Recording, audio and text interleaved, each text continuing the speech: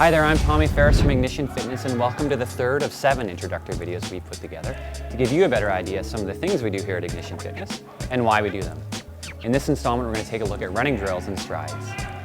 With these drills, we're going to improve our overall running form, neuromuscular coordination, dynamic flexibility, and stride power. In other words, we want to teach our brains to always be reminding our legs to run properly even when they're tired. We want proper running form to become second nature. Drills also increase the active range of motion and strengthen the muscles within the hips. Now, before we do any of our drills or strides, we always want to make sure that we're properly warmed up, and an easy 10 to 15 minute jog should take care of that. And I'm going to have Jacqueline here perform the drills for us. The first set of drills we're going to look at are the ABC drills. Starting with the A drill, we're going to lift our quad and foot up so they're both parallel with the ground while keeping our foot flexed. We want to swing our opposite arm and stand erect with a slight forward lean. We're going to move forward with a slow skipping motion, focusing on exaggerating the upward knee drive to create an explosive action. Each step should drive you forward. This is a great drill for increasing stride power. Focus on keeping your upper body relaxed and always maintain good form.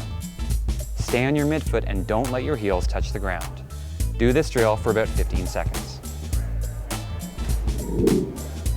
Next up is the B drill. This is similar to the A drill, but with this we're going to work on improving our stride length by exaggerating the kick-out pull-back motion of our leading foot at the top of the knee drive. We don't have to kick our foot all the way because the focus of this drill is actually engaging our hamstring to quickly pull the foot back. We want to scrape the ball of our foot, or midfoot, on the ground at the bottom of the stroke. Do this drill for about 15 seconds. Moving on to the C drill. We're going to use this exercise to further strengthen and get used to engaging our hamstrings. Move forward slowly, using fast, short movements to drive your heel up to your bum. Don't focus on making sure your heel comes all the way up, but focus instead on engaging your hamstring to execute the movement.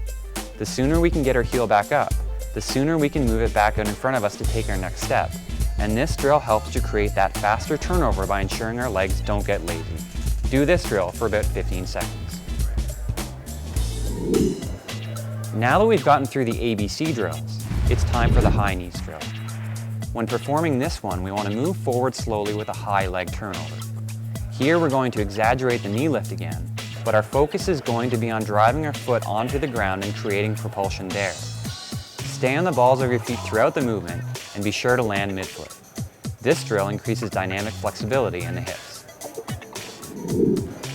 Now we're going to do a couple of drills that help to open up the hip flexors, which will increase our dynamic flexibility and range of motion. To do the crossovers drill, we need a bit of coordination and it may take some getting used to. We start by moving laterally to the right, swinging your left leg behind you. Drive your left knee up and swing your left foot back out in front of your right to complete the movement. Repeat this while exaggerating the knee lift as if you're running and focus on opening your hips both inside and out. Do this for about 20 seconds with your left leg before stopping and repeating with your right. Another drill used to open up our hips is side skips, which is basically sideways jumping jacks. When performing a standard jumping jack motion, simply push slightly more with one leg to propel you sideways. Jump to one side for 20 seconds before turning around and switching to the other side. This drill is great for injury prevention because it strengthens both the inside and outside of the hips, which increases the stability of your pelvis and lower spine. At last, we have an opportunity to pull together all of the drills we've been working on with strides. Strides help us focus on proper running form at high intensity, and we want to concentrate on feeling the benefits of all the running drills and stay relaxed. As with all running drills, strides help develop neuromuscular coordination and efficiency. These are done at a very fast effort, but they're not quite sprints, maybe 1,500 meters to your 3K effort. You want to focus on proper form. Quick turnover, engaging your hamstrings, knees up, heels to bum quickly, explosive forward momentum, and landing on the balls of your feet. Do a couple 100-meter sets of strides at the end of your drill session. Drills and strides are most effective at the end of a long run when our legs are tired, because it's when our legs are tired that we really want to be working on that neuromuscular coordination.